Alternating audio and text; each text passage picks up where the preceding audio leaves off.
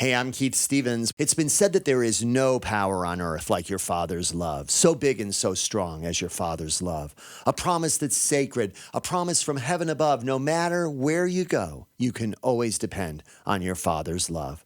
Those lyrics are from singer-songwriter Bob Carlisle from a song called A Father's Love. He's also written the song that maybe you know, Butterfly Kisses, about a dad and his daughter. Today on the podcast, you'll hear stories of hope and encouragement like these. True stories that make us say, wow, God. Wow, God. Wow, God. And that's the one thing I think I admire most about my dad is his servant's heart. He puts everyone else's needs before his own. If my earthly dad could love me enough to do something like that, how much more does my heavenly Father love me? He looks at me and he goes, "Dad, God is so good." That's what it means to be happy. That's the happiness that changes the world. All those stories and more coming up. Stories of fathers who made a difference, got involved, and went the extra mile for their kids.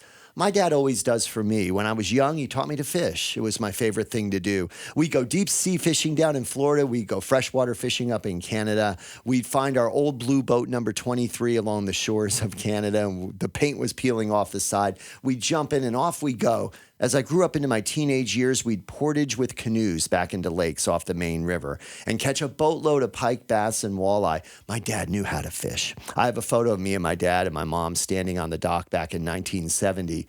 In just a few months, my dad and I will go back up north and fish those waters again. Since that time, we've lost my precious mom. And I cherish those times from years ago. The photos are worth so much now. Maybe it's true for you as well. I guess there's no better way to honor him than to teach my sons to fish too. That's what I've done. Not nearly as well as my dad, but I'm sure glad he taught me. And now, at 83, he'll jump in that canoe with me. Well, maybe step it a little slowly. I'll balance the canoe, and we'll fish those rivers again this summer. It's going to be the highlight of my entire year. A son's first hero and his forever role model is often his dad. And maybe that's true for you. But maybe you didn't have a dad, or your dad was absent, or he didn't show you the love that you really needed. Psalm 68:5 says, God will be a father to you. He'll be a father to the fatherless. And so today, as you hear stories of dads, perhaps they'll inspire you, influence you, or encourage you in your life.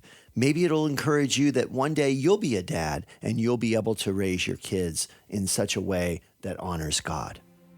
You'll hear from fathers who went the distance, the extra mile, and modeled and showed God's love. It's been said that a girl's first true love is her dad.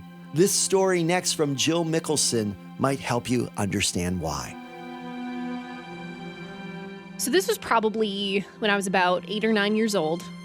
My mom and I had just gone shopping, and I got to buy this brand new dress that I was going to wear to church that Sunday. And I was so excited. And so that Saturday night, I started laying everything out on my bed. I had the new dress. I had even gotten a little hat to wear with the dress. And then I went to my closet to find these little white heels that I had, or maybe I should say that I thought that I had, to wear with this dress. And I couldn't find them anywhere. And so at this point, I don't even know if I just remembered it wrong or I had outgrown them. My mom got rid of them. But for whatever reason, I did not have these perfect little white heels that were going to go with my dress. And so at this point, my world is now crumbling. Like, I am just sobbing because if I don't have the right shoes to wear, then I can't wear the dress.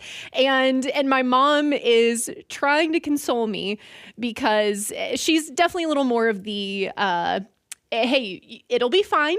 Nothing's an emergency or on fire. We can figure out other shoes for you to wear. But I mean, I'm too far gone at this point. I'm just so disappointed that I don't have these perfect little white heels to wear with my dress. So I'm sobbing. My mom's trying to console me. Eventually just gets to the point where she's like, I'm sorry, but that's just not an option. We're going to either have to find other shoes or you're just not going to wear your dress. And I just kind of resigned to defeat and went to go get ready for bed. And a little while later, my dad calls me down to the kitchen.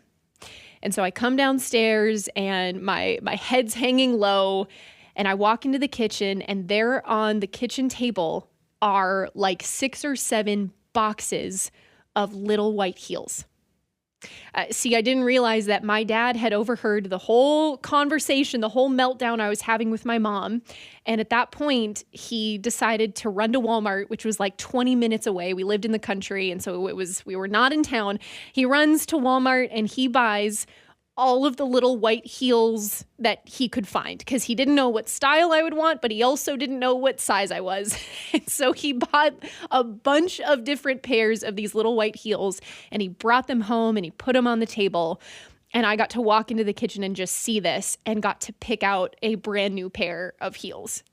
And I think one of the reasons that this story is just so special to me is because I think when you're a kid, especially around that age, 8 or 9, it's easy to kind of feel like the world revolves around you, and, you know, meltdowns happen over pairs of shoes. And I think this was the first time that I really was like, that is such a selfless, kind act. Like, my dad cares enough about me to do something that's special. And by the way, this is already at like 10 o'clock at night now. So this is not a convenient time. It was not a convenient drive, but he cared enough to go out of his way to do something that's special. And I think about how that's probably really helped me in my faith now as an adult, thinking about if my earthly dad, who is very imperfect, could love me enough to do something like that, like how much more does my heavenly Father love me? Boy, someone once said, my father didn't tell me how to live. He lived and let me watch him do it. And that's true of her dad right there. Well, dads have to be strong, and sometimes in the toughest situations. Maybe you're a dad, you've had to be strong. I've had to be strong for my family too at times. Even when your own child is in the hospital. Kenny Dixon shares next. My Wow God story dates way back to the days when I was in seminary. I attended the Duke Divinity School, essentially worked in a hospital. And I was very nervous about that. You're given floors that you are responsible for checking in on patients and offering pastoral care. And, that was stressful enough, but we also had to do 5 or 6 overnight shifts when we were the chaplain for the whole hospital overnight or for a 24-hour period. I think my second overnight, I was, again, very nervous still. I checked in the time for my shift and I looked over the notes. I think maybe even had a conversation with the person I was replacing. I was told and saw that there had been a child born significantly premature and who was struggling. And in the notes, they said the father, who was typically there overnight, appreciated if chaplains stopped by to offer a word of prayer. So as my shift got on and was going, I, about halfway through, in the middle of the night, stopped by, went by the NICU. As I walked in, most of the lights were dimmed or off because it was night. And there was one light, though, that was bright, and it was shining into the crib for this one child that was premature. As I walked in, the father was there, and he was all of 19, maybe 20. I introduced myself, and he gave me some updates that they had heard that day and that evening. And so we would talk and share things, and then there would be moments of silence. And in one of those extended moments that I was looking down again into this crib at this child who was there, had a diaper on. He had his arms sort of stretched out on either side of him. He had monitors attached to his hand and his fingertips. And also he had either a feeding tube or a drainage tube into his abdomen. And so after some time of standing there, and we were both looking down at his son, really maybe 2 or 3 minutes since we had spoken before, and it dawned on me what I was looking at. The picture, it finally gelled in my mind as I looked there at this person with his arms outstretched, wearing a white diaper, his hands bandaged and his side injured. What I was seeing was often reflected in paintings of Christ as he was either on the cross or just taken down from the cross. In that moment, the father said, well, now I have a better idea of what God must have felt when he looked down and saw his son. He verbalized what I had just thought of at the exact same moment. And I was feeling God's presence in a direct and profound way.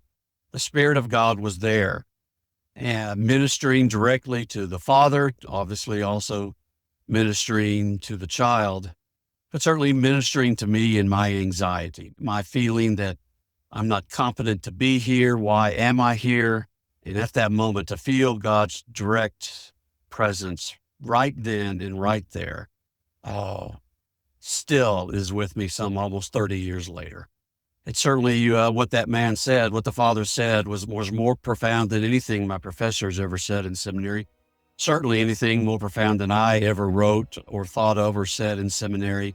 And it has been one of the most profound experiences throughout my ministry. Standing there in the NICU, it was certainly a wow, God moment. Boy, the visual is so real. The understanding deep. And it doesn't take a degree or a master's of divinity to understand. Kenny is right. The deepest truths of God's love are shown in ordinary moments to ordinary people like you and me. That story reminds me of God's compassion for us. God's compassion when your son or daughter is in a fragile situation. God's love is never ending. Well, a father is someone you look up to no matter how tall you grow. And my friend Toast is really, really tall, but he's never too tall to look up to his dad. It happened on a fishing trip a number of years ago. My dad did something that my family still laughs about and talks about to this day. So my family, we love going fishing together. Ever since I was a little kid, we grew up fishing. We grew up going to different campsites, different lakes. And this specific lake we go to every year around Labor Day. And one other thing you should know about my family is that we're just a little slightly competitive too, but in the most loving and kind and supportive way. And so we were up at this resort up in northern Minnesota, and we'd been doing pretty well up until we were the last day, and we'd been catching quite a bit of fish. And then my brother caught an 18-inch bass. It was one of the biggest fish that we'd ever caught on this lake. And it was the last day, and we were starting to kind of wrap things up, and we were getting ready to pack up our fishing poles and bring the boat in and load it up.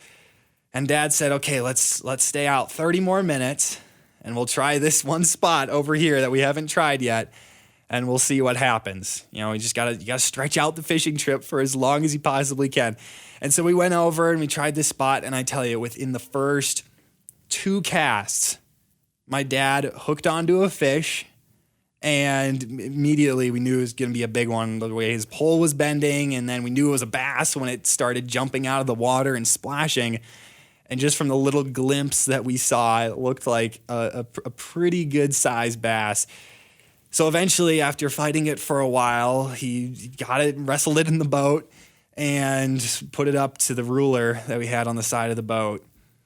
And it was 18 and a half inches. It was a half inch bigger than my brother's fish. And my brother, of course, was just in shock and awe. He couldn't believe it. He was, at first a little upset, but then we had a good laugh over it later. But I tell you, that's my dad. I don't know how he does it, but he can outfish anyone, no matter what he's doing. He could be doing 5 things at a time on the boat. He could be working the trolling motor. He could be using the oars or raising up the anchor, and he'll still find a way to outfish everyone in our family. But, you know, in the midst of all that friendly competition and all the laughs, that's just it. He's doing everything else. He's making sure that the boat is positioned just right so that everyone else fishing has the best possible chance to catch fish. He'll give up his spot if he's catching fish in one spot and someone else in our family hasn't caught any the whole week. He'll say, "Hey, go over and cast in this spot." And that's the one thing I think I admire most about my dad is his servant's heart. He puts everyone else's needs in our family before his own. And he models Jesus so well with that servant's heart. And I know it sounds really cliche and it might be an overused statement, but it's maybe the most true statement I could ever say about my dad, is that if I could be just half the man he is, I'd be happy. And I hope that someday I can pass on all that he's taught me, from fishing to woodworking to changing the oil in my car. Anything he's taught me, especially how to have a servant's heart. I hope I can pass that on to my kids one day. But one thing I do know for a fact is that I'll never be able to outfish my dad. Well, I think my dad and his dad would get along pretty well. Jesus says in Matthew 23, 11 and 12, the greatest of all must be a servant of all. See, Jesus is our ultimate role model. He didn't come to be served, but to serve others, and that's what we're called to do. It's so cool how you can serve in many different ways that you don't even expect, even on a fishing boat. Jesus appeared to his disciples on the water and told Peter that he could walk to him. So Peter did, until he took his eyes off Jesus, then he started to sink. Maybe you remember that story from the Bible. But Jesus didn't let him sink. He picked him up and didn't let him fall. He'll do the same for you and me, just like a father would do. I'm Keith Stevens, a dad of 4 sons. And you know, as parents, our faith is caught and not taught. And perhaps the faith of the son in this next story was caught from his dad. So my son was one of the top high school defensive backs in the country, and he got recruited by a lot of schools. And I've been training him his whole life. And so in the state championship game, he's playing and he gets his leg broke. And I've been around the block long enough. I knew he was really hurt. So I got to run out to the field and the doctors were there. So I moved him out of the way and grabbed his hand, and he had a tear rolling down his eyes. And I looked into his eyes and I said, son, I am so proud of you. I love you so much. I'm so proud of the man that you are. And bro, if this is a way to go out, man, this is the way to go out, is you literally sacrificed your body for your team. So he stopped crying and we go to the sideline. The crowd is applauding and he's on the bench and his ankle's like just huge because the ligaments are shredded. It's dislocated. His leg is broken. And I'm looking at him and I'm looking in his eyes and he looks at me, man. He looks at me and he goes, Dad, God is so good. And I said, son, what do you mean? He goes, Dad, I could have got hurt in game 1. Man, it could have been a lot worse. And I'm going, dude, if you looked at your ankle, it's worse. And he's like, man, I could have tore up my knee. And he's like, man, God is so good. That's what it means to be happy, is you're weeping tears. Your son is in pain and he's going, God is so good. That's the happiness that changes the world. Boy, our kids can surprise us with their perspective. It's amazing. And maybe the son got a little glimpse of his faith from his dad. I'm Keith Stevens. Thanks for listening today. On this special Father's Day edition of Wow God Stories, our friend Andy shares his story about a fatherhood adventure with a son and his bike.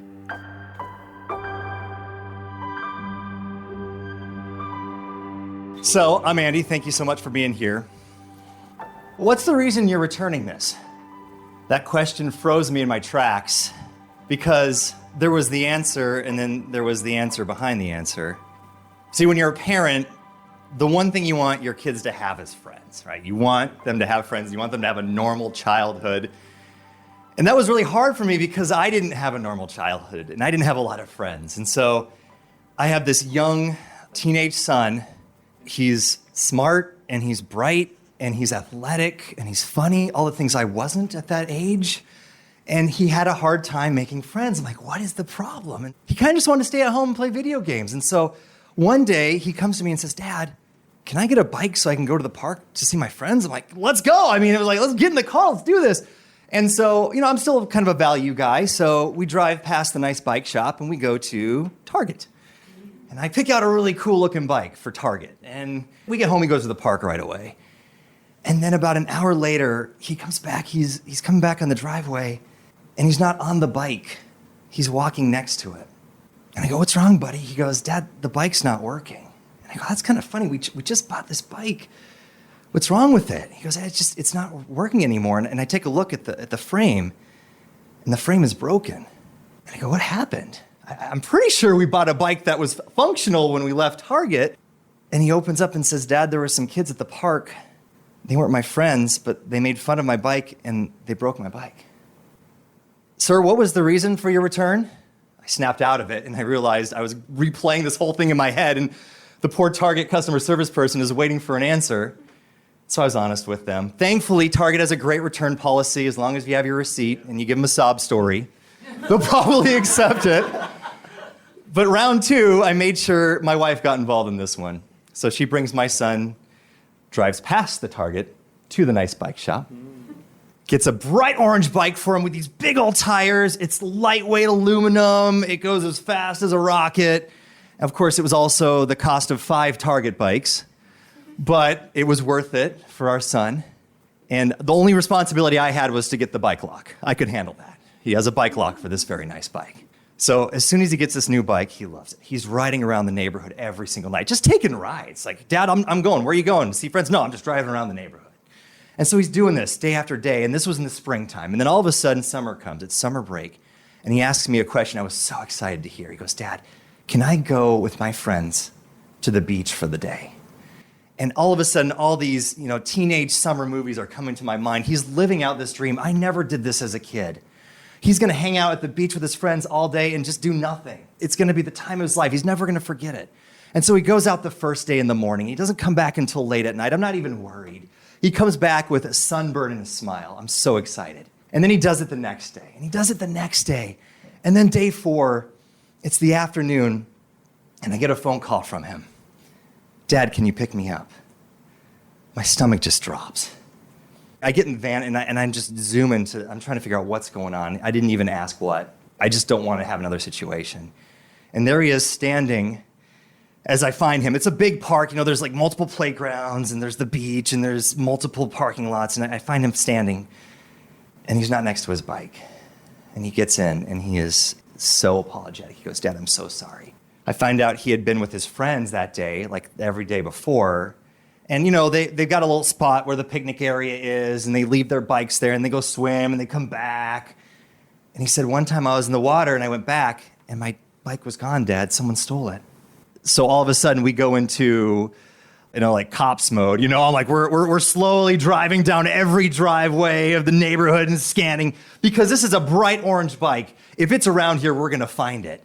And so we do that for hours that one day. And then the next day we do it again, and we do it again. And then every day, we just kind of take a little less time. We're just kind of losing hope. And after about day 3 or 4, I prayed. I said, God, this is going to seem so silly. And I don't know how this is going to happen. Can we please get my son's bike back? Because it's so much more than just the bike. And so I'm still scouring Facebook, from time to time. But it's, we're just kind of giving up and accepting this bike is gone forever. And then a few days later, my 4-year-old daughter asks me, Dad, can we go to the park? Sure, there's like 5 parks around. So I'm taking her to the park I usually go to, and it's so funny, she's like, Dad, no, not this park. I want the park by the lake. Okay, we usually don't go to that one, but it's got a decent playground, let's go. So we're driving into this playground, the park by the lake, and as we're going to the playground, there's a tree, and there's this black bike leaning up against the tree. And just out loud, I'm telling my daughter, well, I hope that person takes that bike, because there's like a bike epidemic going on here where people are just stealing bikes. So I'd hate to see that bike go missing. And there was no one else around. So we're playing, hanging on the monkey bars, playing tag. And I just kind of get curious about this bike. So I walk up to it, this pitch black bike, and I notice that there is a chip of paint on the middle bar. And underneath that black chip of paint is a little bit of bright orange peeking out. And so I look under it, because there's a serial number on every bike. And I call my wife, I say, honey, you've got the serial number, right? Yeah. Well, here, let me just see if I can read it to you. I had to scratch off some of this paint. And lo and behold, it was my son's bike.